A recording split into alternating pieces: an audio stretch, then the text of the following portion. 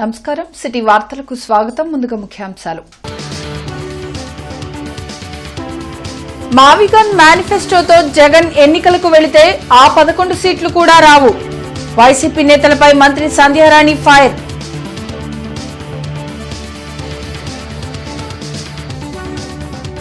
కొనసాగుతున్న శంకర్ విలాస్ ఆర్ఓబీ నిర్మాణ పనులు. పాదచారుల కోసం ఫుట్వే ఏర్పాటు చేయాలని కోరుతున్న నగరవాసులు.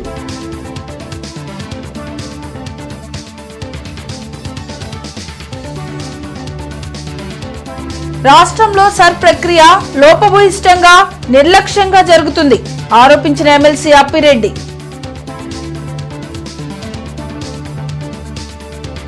ఇంటర్నెట్ చరిత్రలో సంచలనం సిటీ బ్రాడ్బ్యాండ్. ఇప్పుడు ఇంటింటికి ఇంటర్నెట్, సిటీ నుంచి గ్రామం వరకు అదే స్పీడ్. మీరు ఈ రోజే సిటీ బ్రాడ్బ్యాండ్ కుటుంబంలో చేరండి. అత్యున్నత స్థాయి కార్పొరేట్ వైద్య సేవలు ఇప్పుడు అందరికీ అందుబాటులో. అత్యాధునిక పరికరాలతో అత్యున్నత స్థాయి వైద్య సేవలు అందిస్తున్న హాస్పిటల్ ఆంధ్ర ప్రైమ్ హాస్పిటల్. 25 సంవత్సరాలుగా గౌతమి గ్రూప్ ఆఫ్ ఇన్స్టిట్యూషన్స్ వారిచే నడపబడుతున్న సంస్థ. స్థాపించిన మొదటి సంవత్సరం నుండి 95% ఫలితాలు సాధిస్తున్న విద్యా సంస్థ Sri Gautami degree and PG college. YCP అధ్యక్షులు జగన్ మావిగన్ మేనిఫెస్టోతో వెళ్తే ఒక్క సీటు కూడా దక్కదని మంత్రి గుమ్మడి సంధ్యారాణి ఎద్దేవా చేశారు.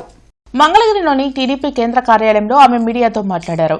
జగన్ చేస్తున్న నిలకడలేని మాట వల్ల నష్టం జరుగుతూ ఉంటే ఆ పార్టీలోని సీనియర్ నాయకులు ఎందుకు మాట్లాడడం లేదని ప్రశ్నించారు. జగన్ తాను పిచ్చోడినని చెప్పుకుంటున్నారా లేక ప్రజల్ని పిచ్చోళ్ళని చేద్దామనుకుంటున్నారో ఆయనకే తెలియాలని సెటైర్లు వేశారు. నిలకడలేని మనిషి, నిలకడలేని మనస్తత్వం అంటే మరి బుర్రలో కూడా ఆలోచన ఉందో లేదో కూడా తెలియదు. అంటే నిజంగా ఇట్లాంటి రోజుకొక మాట మాట్లాడి నిలకడలేని మాట్లాడిన మాటలనే మా దగ్గర ఏమంటారంటే పిచ్చిక్కిన మాటలు అంటారు. మేబీ పిచ్చితో మాట్లాడుతున్నారో వెర్రితో మాట్లాడుతున్నారో అసలు ప్రజలను పిచ్చోళ్ళు చేద్దాం అనుకుంటున్నారో నాకు అర్థం అవ్వట్లేదు. అంటే మనుషులు ఎప్పుడూ కూడా వాళ్ళకు గత 5 సంవత్సరాలు చేసిన విధ్వంసానికి పరాకాష్ట, ఆ విధ్వంసానికి ఈరోజు నిజస్వరూపం, నిజ దర్శనం. నిజం చెప్పాలంటే 11 సీట్లు ఇప్పటిదాకా మన స్వతంత్రం వచ్చిన నుంచి ఈ రోజు దాకా ఏ రాజకీయ పార్టీకి 11 సీట్లు వచ్చినటువంటి పాపాన పోలేదు. ఒకసారి ముఖ్యమంత్రి చేసి ప్రతిపక్ష హోదా ఉండి చేసినటువంటి పార్టీలకి. కానీ ఈయనకి ఆ పరిస్థితి వచ్చినా గానీ బుద్ధి రాకపోతే ఇంకేం మాట్లాడతాం చెప్పండి.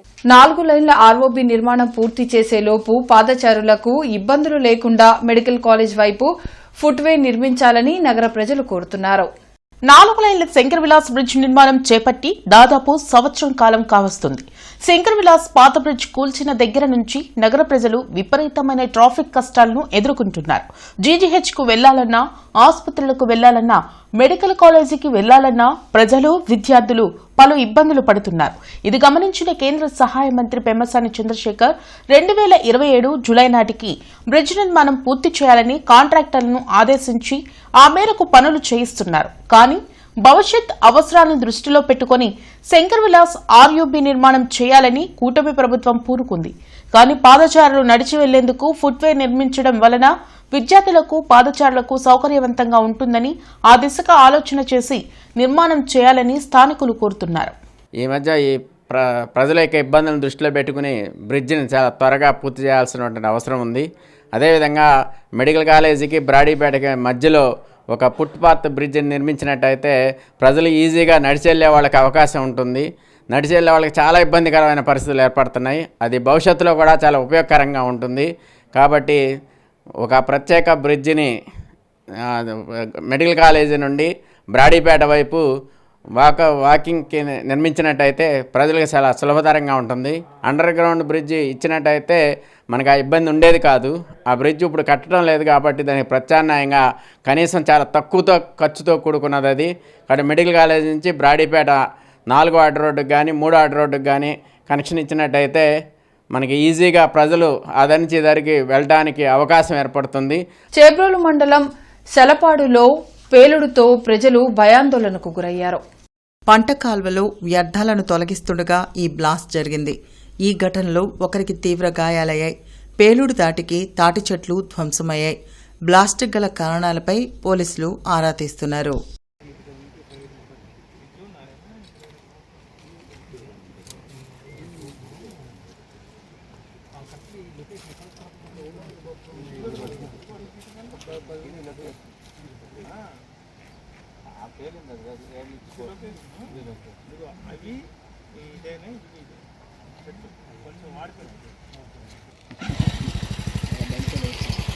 బాంబు కాదన్నా, అది ఏదో అని పేలింది గట్టిగానే.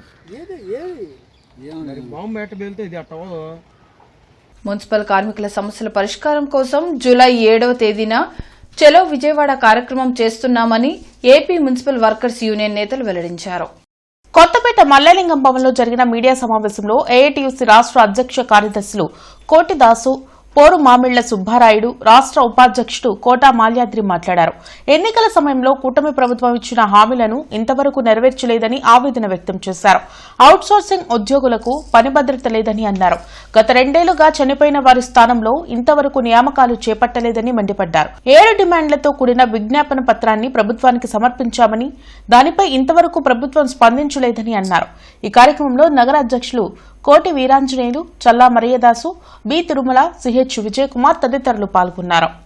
అవుట్సోర్సింగ్లో పనిచేస్తున్నటువంటి పరువు సేవ సిబ్బందులందరినీ కూడా పర్మనెంట్ చేయండి అని చెప్పేసి ఈ ప్రభుత్వం అసలు చెవులో అసలు వేసుకుంటున్నటువంటి దాఖలాలే లేవు. గడిచినటువంటి ఈ 2 నెలల్లో కనీసం దాని మీద కసరత్తుగా ఏం చేశాము, ఎంతవరకు సాధ్యమవుతుంది, సాధ్యం కాదా, లేకపోతే ఇంకా ఈక్వల్ వర్క్ ఈక్వల్ పే ఇస్తామా అనేటువంటిది కూడా ఇవాళ జవాబుదారితనంగా రాష్ట్ర ప్రభుత్వం చెప్తున్నటువంటి పరిస్థితి లేనటువంటి దశల్లోనే ఇవాళ రాష్ట్ర వ్యాప్తంగా గత నెల మాసంగా ఆందోళన కార్యక్రమాలు నిర్వహించాం. రాష్ట్ర వ్యాప్తంగా కొన్ని చోట్ల అయితే ఏకంగా కమిషనర్లకు చెప్పులు కూడా బహుకరించాం. మీరు మాకు చెప్పులు ఇవ్వకపోతే మేమని తెచ్చినటువంటి తీసుకోండి అని చెప్పేసి పరికరాలు లేని చోట్ల కూడా వాటిని మున్సిపాలిటీలకు అప్పచెప్పినటువంటి పరిస్థితి మరి నెరవేర్చాలని కూడా కోరుతా ఉన్నాం. గత సమయకాలంలో ఏదైతే ఈ హామీలు ఇచ్చారో హామీలు అవి కూడా నెరవేర్చిన పరిస్థితి. గ్రాడ్యుయేట్కి సంబంధించి ఆప్కాస్ కార్మికులు రిటైర్మెంటు 62 నుంచి 60కి తగ్గించారు. దీన్ని 62గా కొనసాగించాలని, అట్లాగే రిటైర్మెంట్ రోజున ఆప్కాస్ వర్కర్లకు 1,70,000 గ్రాడ్యుయేట్ ఇవ్వడానికి గత ప్రభుత్వం కాలంలో ఒప్పుకోవడం జరిగింది. దాన్ని కొనసాగించాలని ఇవన్నీ తదితర డిమాండ్లతోటి రేపు 7వ తారీఖు జరిగే సమ్మెలో మున్సిపల్ కార్మికులందరూ కూడా పాల్గొని విజయవంతం చేయాలని మీ ద్వారా కోరుతా ఉన్నాం. సర్ ప్రక్రియ గడువును మరో 4 రోజుల పాటు పొడిగించాలని YCP MLC Lella Appireddy demand చేశారు. తాడేపల్లిలోని పార్టీ కేంద్ర కార్యాలయంలో లేళ్ల అప్పిరెడ్డి మీడియాతో మాట్లాడారు.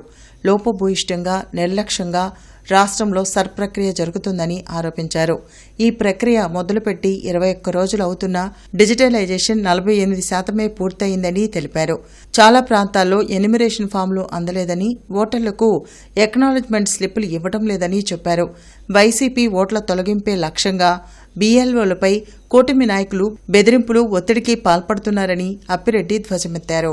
ప్రజలకు సందేహాలు కలిగినప్పుడు, ప్రజలకి అనుమానాలు కలిగినప్పుడు, ప్రజలకు నష్టం కలుగుతున్నటువంటి పరిస్థితులు ఉన్నప్పుడు ఎన్నికల కమిషన్ అన్నా స్పందించాలా, లేకపోతే రాష్ట్ర ప్రభుత్వం అన్నా దాన్ని సరిదిద్దడానికి ప్రభుత్వ ఉద్యోగులు కనీస ప్రయత్నం చేయాలా?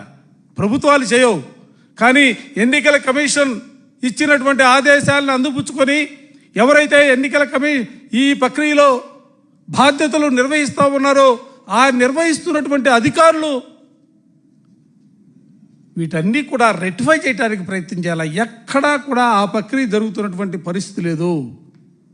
కాగితాల మీద మాత్రం 99% మేమంతా కూడా ఫారాలు పంపిణీ చేశామని చెబుతున్నటువంటి మాట. కొన్ని చోట్ల ఈ ఫారాలకు సంబంధించి పంపిణీ చేసే ప్రక్రియలో టీడీపీ బిఎల్ఏలకు ఇస్తా ఉన్నారు ఈ ఫారాలు కూడా.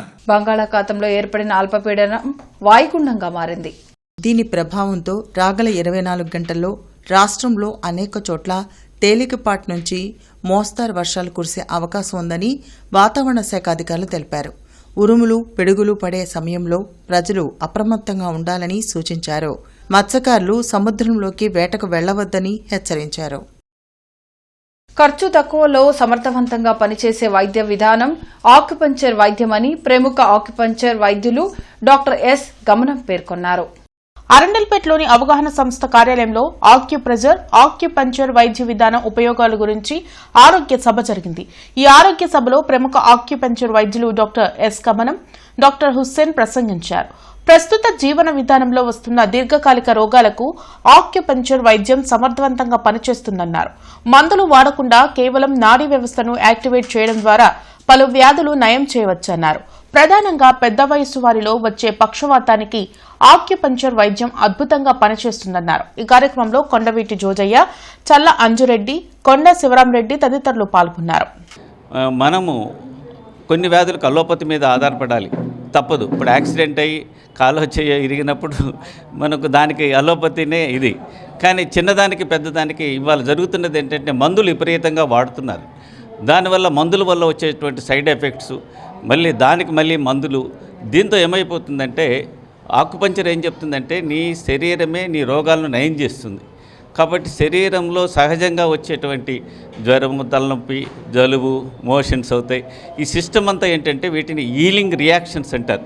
అంటే జబ్బును తగ్గించుకోవటానికి శరీరం పడే తపన. మనం ఏం చేస్తున్నామంటే వాటిని రోగాలుగా భ్రమించి మందులతో అణిచివేస్తున్నాం.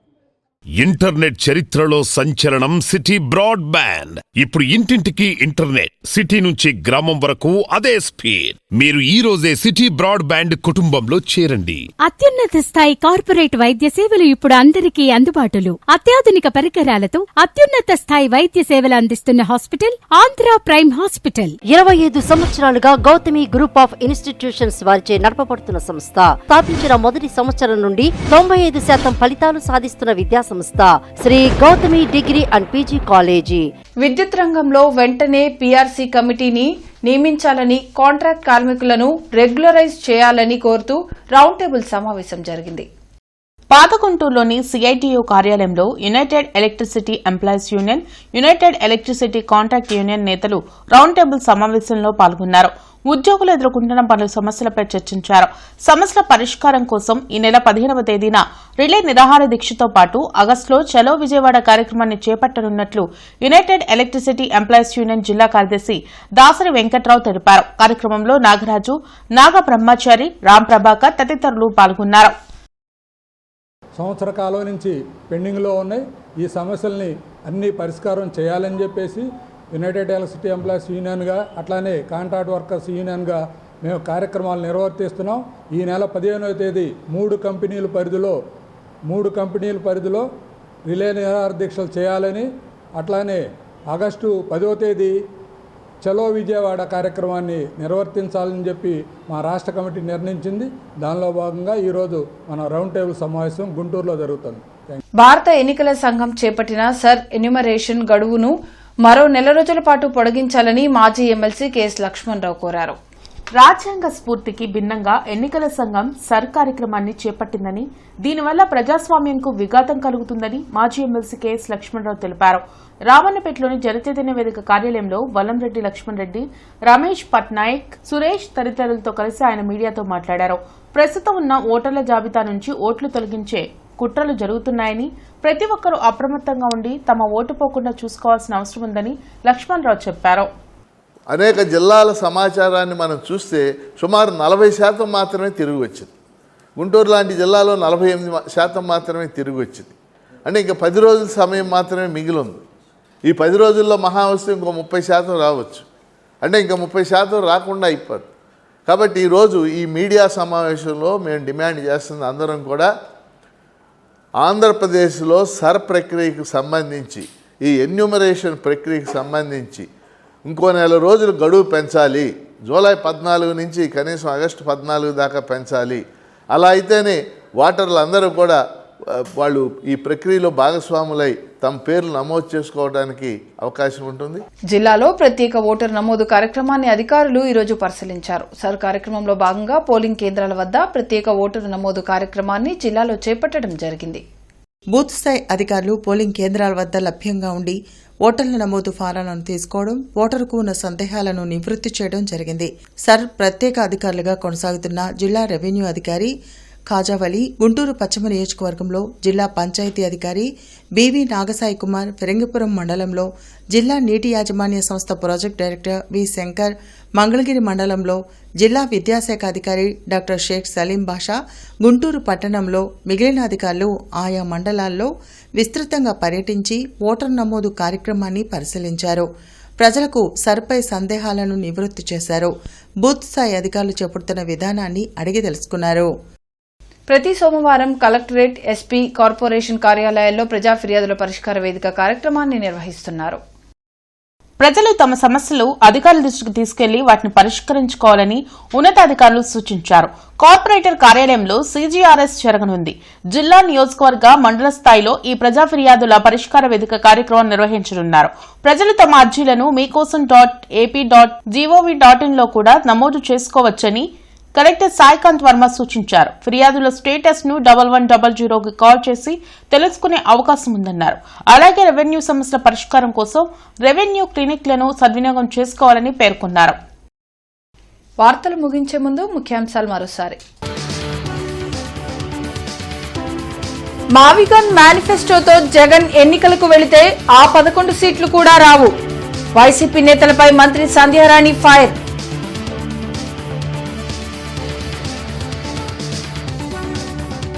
కొనసాగుతున్న శంకర్ విలాస్ ROB నిర్మాణ పనులు.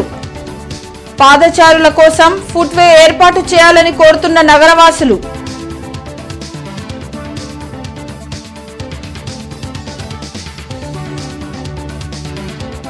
రాష్ట్రంలో సర్ ప్రక్రియ లోపభూయిష్టంగా, నిర్లక్ష్యంగా జరుగుతుంది ఆరోపించిన ఎమ్మెల్సీ అప్పిరెడ్డి.